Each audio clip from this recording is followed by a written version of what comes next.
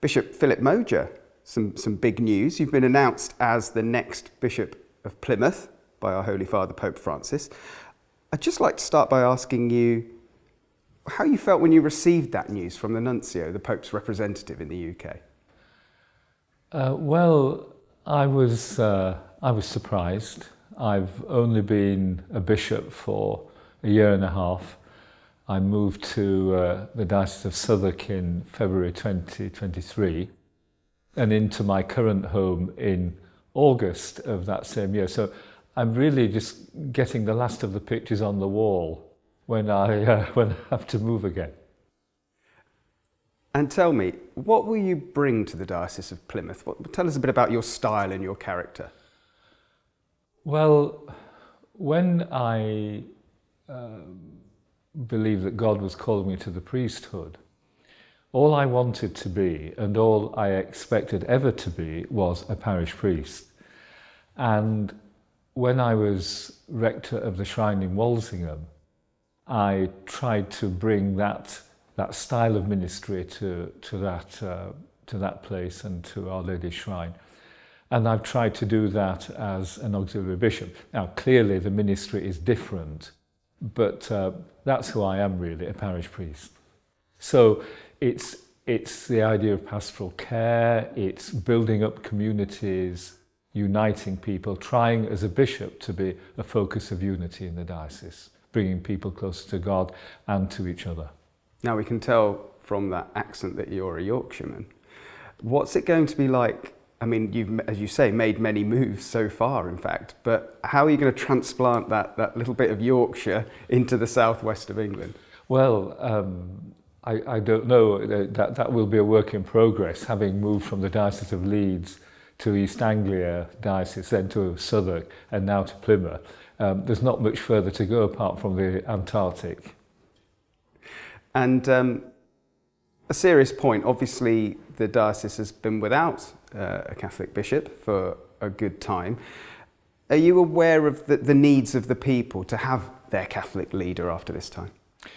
Yes, it's come to my attention that people are very keen to have a bishop, which I understand, and I hope that I can be of service to them after all this time. Now, invariably there are a few months before the installation on the 9th of November. So tell us a bit about how you can just get used to life in the southwest while carrying on as you are for the minute. Yes, it will be a challenge, of course, because mentally, although I'm living in London still, I'm going to be going up and down to the diocese for various things and to start moving some things. So I think it will be phone calls, it will be maybe Zoom meetings, no doubt there will be lots of stuff on the internet. I'm very well supported in the presence of Canon Paul Cummins, who's been the very able diocesan administrator for the last 2 years, and he's been a great help and support to me already. Now, it's one of those parts of the country that many people know from annual holidays, going down to the southwest, to the coast. But there are many people in the diocese born and bred or live there permanently. How much of a focus is it that we remember it's not just a holiday destination? Yes, I think you're right. There's certainly a challenge because the impression can be gained very easily that it's a place of great wealth and prosperity and everything in the garden is lovely. And there is no doubt that it is a beautiful diocese. The counties of Dorset, Devon and Cornwall are very lovely. But nevertheless, there are people who live there permanently who need to make their living there. And that's not always helped if you only have people there in the summer or for the odd weekend. Communities thrive on constant engagement. So it will be a process for me of learning what things are like, getting to know people and getting to know places, and that will take some time inevitably.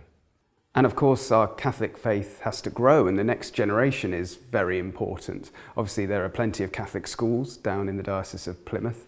How important is that next generation in connecting and living their faith? Oh, I think it's crucial. It always has been.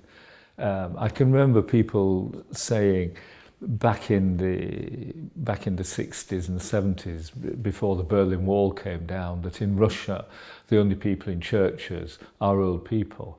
But they were saying that in the 20s, the 30s, the 40s. So somehow the faith was retained and spread. Now, I think that we can always be discouraged by figures and facts and how many people we don't see at church. But I think the mission of our schools is to introduce children to Catholic living, to Catholic truth, and to the knowledge that God loves them, and that somehow in their lives that is something they can pass on. And a quick word for the priests.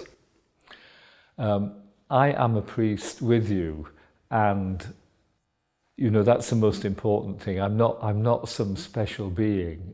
God has called me to this ministry. I haven't chosen it myself. It's God's will, and we're all in it together, and I'm there to support you and to get to know you and to love you.